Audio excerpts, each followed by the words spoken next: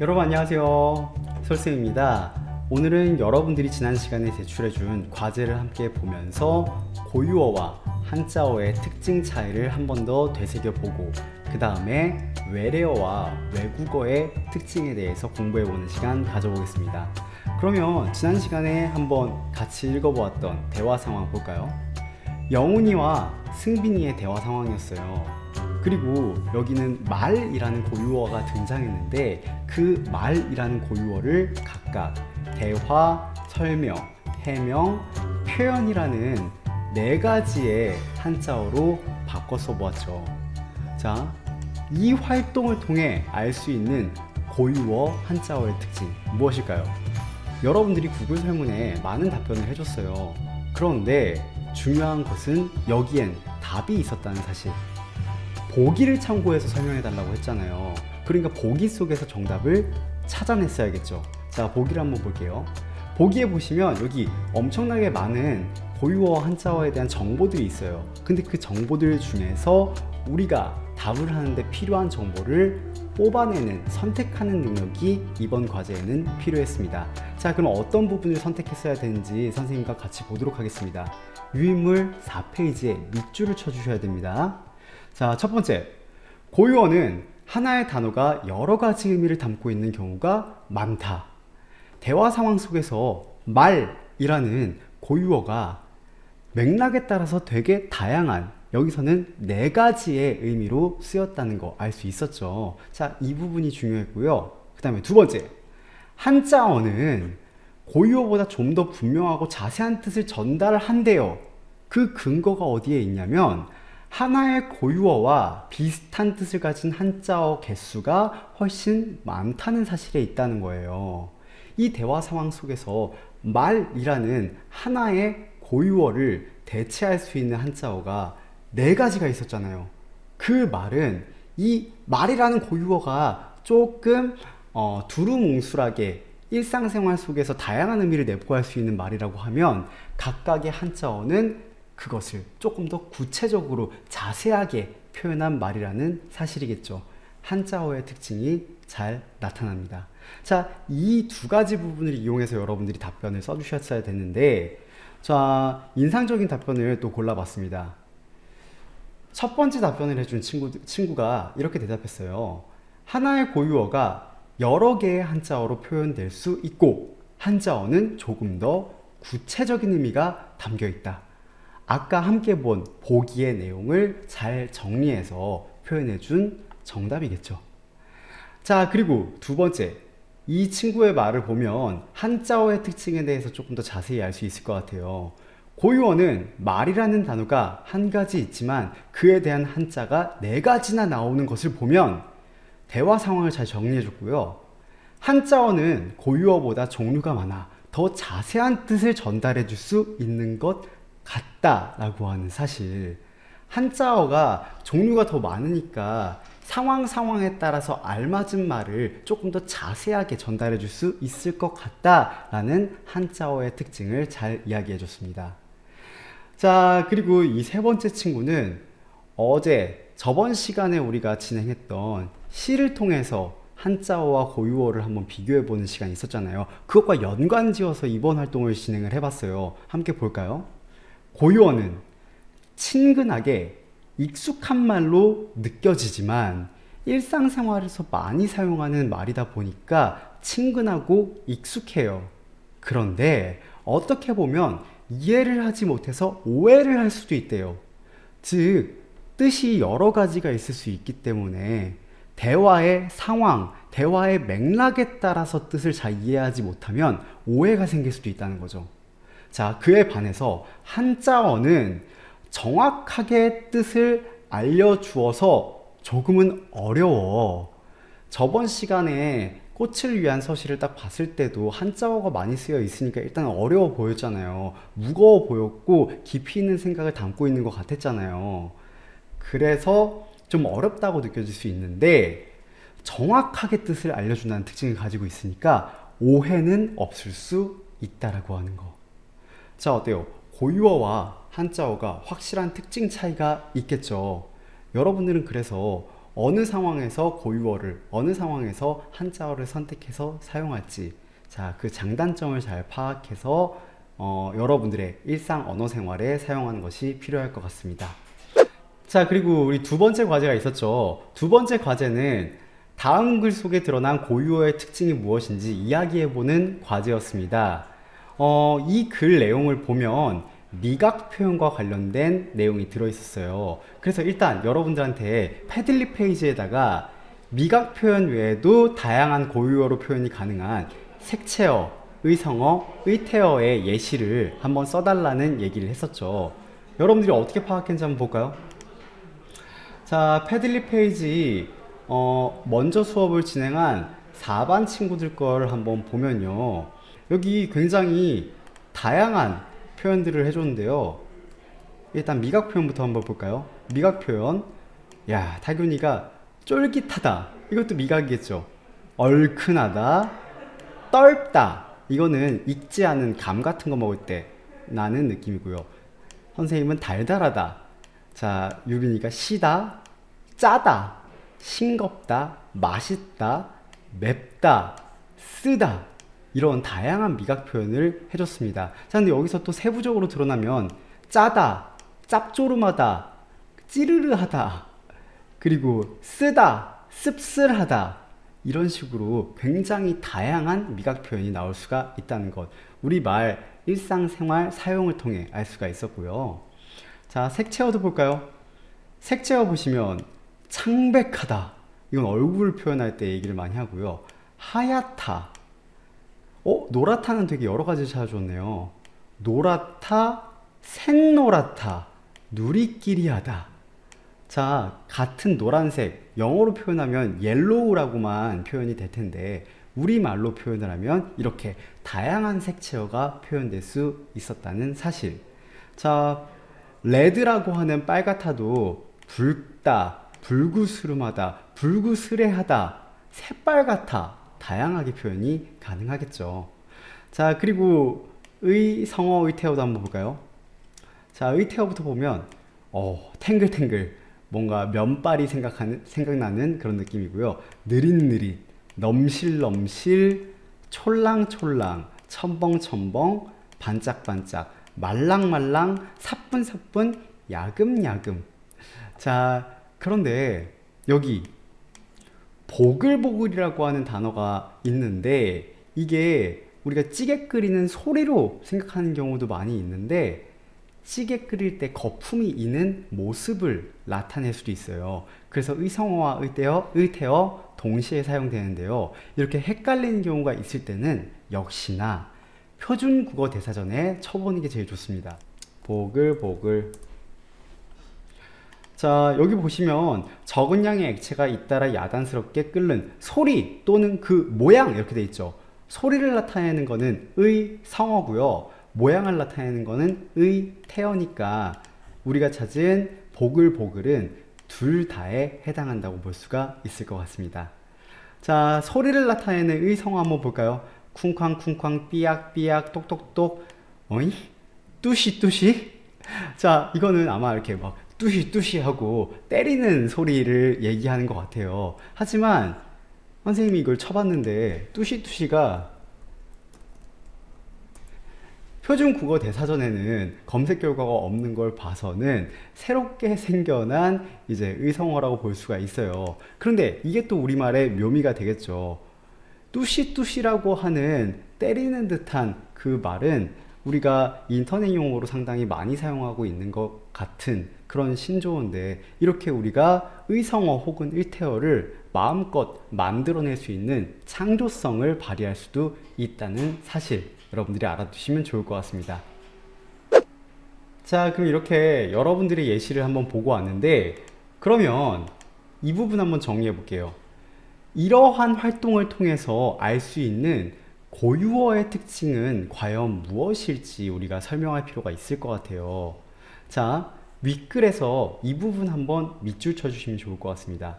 첫 번째, 일단 우리나라는 미각에 관련된 표현이 다양하다라고 하는 거.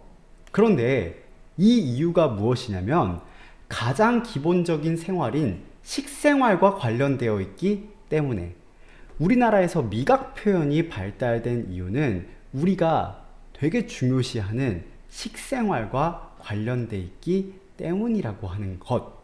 자, 이 부분이 중요할 겁니다. 그래서 결과적으로 우리의 가장 기본적인 삶의 모습을 담아내는데 사용하는 것이 바로 우리말 고유어라는 사실을 여러분들이 생각해 볼 수 있을 것 같아요. 자, 그래서 고유어는 일상생활 속에서 우리 고유의 감정을 나타내거나 문화를 나타내는, 그리고 굉장히 여러 가지 의미를 내포하고 있는 그런 특징을 가지고 있었잖아요. 여기서는 고유어가 우리의 문화이자 기본적인 삶의 모습을 담고 있는 우리만의 것이라는 것을 한 번 더 짚고 넘어가면 좋을 것 같습니다.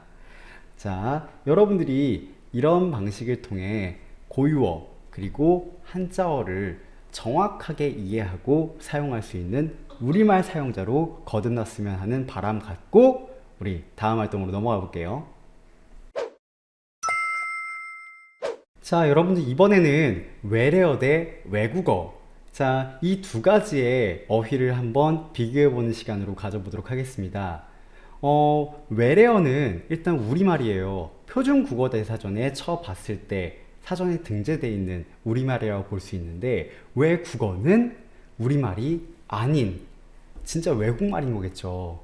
자, 그런데 그 두 가지를 우리가 비교해서 이해하기가 생각보다 어려울 때가 많아요. 왜냐? 요즘에 너무나 많은 외국어와 외래어가 사용되고 있기 때문입니다. 그래서 그 특징을 정확하게 이해하는 게 필요할 것 같은데요. 먼저 보기의 내용을 함께 읽어보며 그 개념적인 부분을 이해하는 시간부터 가져봅시다. 자, 지금부터 선생님이 소리내 읽어볼 테니까 다시 한번 귀로 그리고 눈으로 이 내용을 따라 읽어주시길 바랍니다. 보기 읽어볼게요. 다른 나라 말이 우리말이 되면 외래어라고 해. 외래어란 다른 나라 말을 빌려와서 우리말처럼 쓰는 말이야. 외래어의 예로는 텔레비전, 라디오, 컴퓨터, 스키 등을 들 수 있어. 외래어는 어떻게 생겨날까? 다른 나라의 문화나 문물이 들어오면서 그에 따른 말도 함께 들어오게 돼. 이럴 때 전화, 동아리와 같이 그 말을 고유어나 한자어로 바꿔서 쓰기도 하고, 텔레비전이나 컴퓨터와 같이 그 말을 그대로 받아들여 쓰기도 해. 다른 나라에서 들어온 말을 그대로 받아들였으면 외래어가 되는 거지. 말이란 한번 쓰기 시작하면 쉽게 바꾸기 어려우니까 외래어가 처음 들어왔을 때 가능하면 우리말로 바꿔 써야겠다는 마음가짐과 태도를 가져야 해. 자, 첫 번째 부분 읽어봤습니다. 외래어가 어떻게 생성되는지 잘 드러나는 말이었고, 또한 현재 지금 외래어 외국어가 상당히 많이 유입되는 상황이잖아요. 이 상황 속에서 우리가 가져야 될 태도에 대한 이야기까지 해보았습니다. 자, 두 번째 부분도 한번 읽어볼까요? 두 번째 부분은 외래어 외국어를 비교하는 부분이네요. 외래어와 외국어는 어떻게 다를까? 외래어는 처음에는 다른 나라의 말이었지만 지금은 우리말이 된 말이고, 외국어는 어디까지나 다른 나라의 말이야. 하지만 외래어와 외국어는 둘 다 다른 나라에서 온 말이기 때문에 헷갈릴 때가 있어. 그렇다면 외래어와 외국어를 어떻게 구별할 수 있을까? 우선 외래어는 상당히 우리말처럼 느껴져서 다른 나라에서 온 말이라는 것을 쉽게 느낄 수 없는 경우가 있어. 그 예로 빵, 담배, 그리고 냄비 이런 것들을 들 수 있지.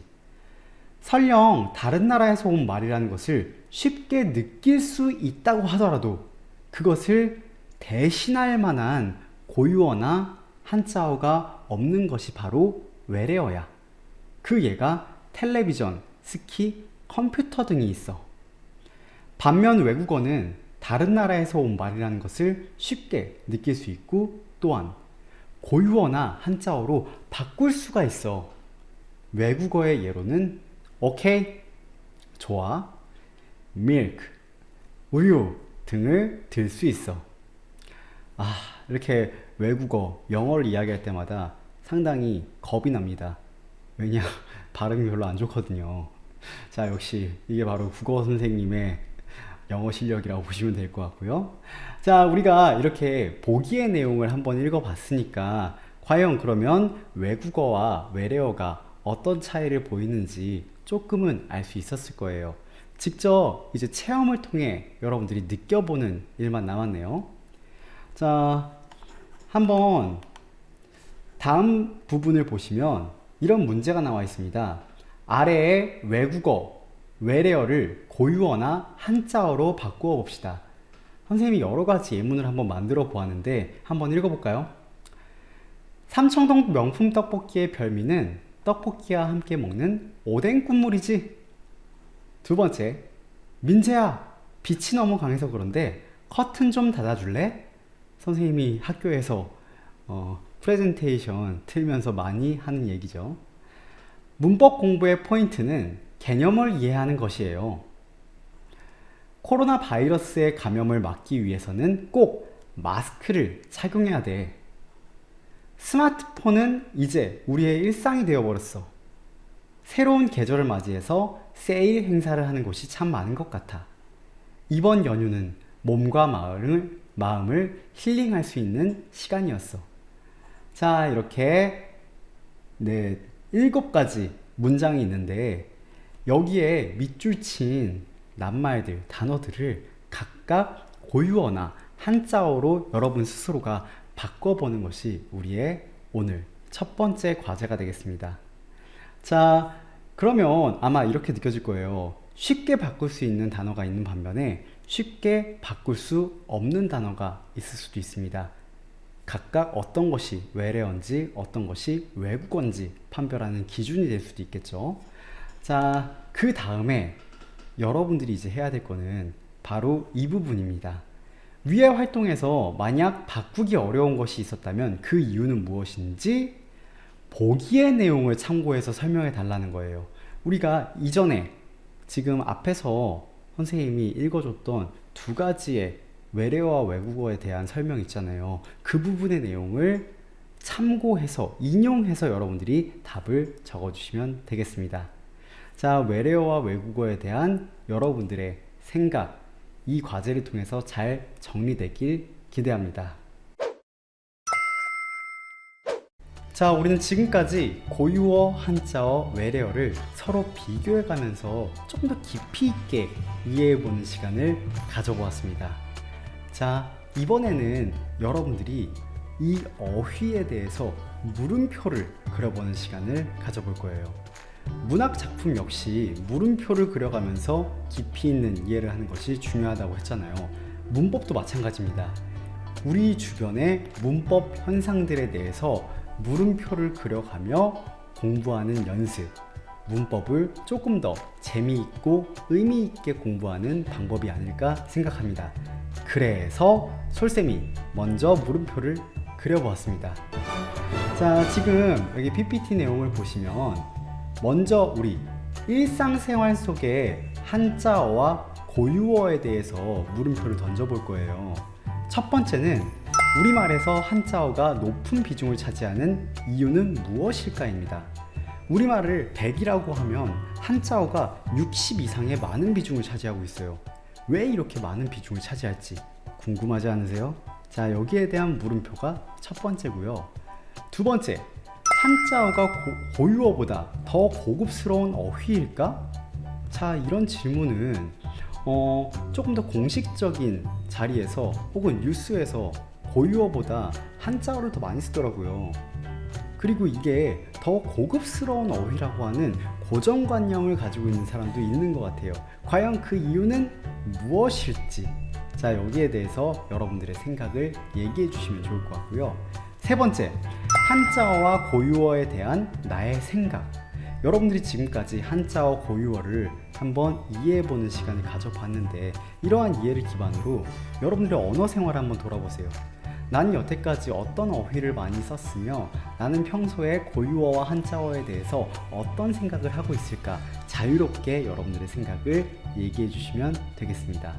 자, 이게 오늘 여러분들한테 첫 번째로 던지는 세 가지 물음표가 되겠는데 이 물음표에 대한 답변을 조금 더 깊이 있게 할 수 있게 하기 위한 대화 상황을 하나 준비해 봤습니다.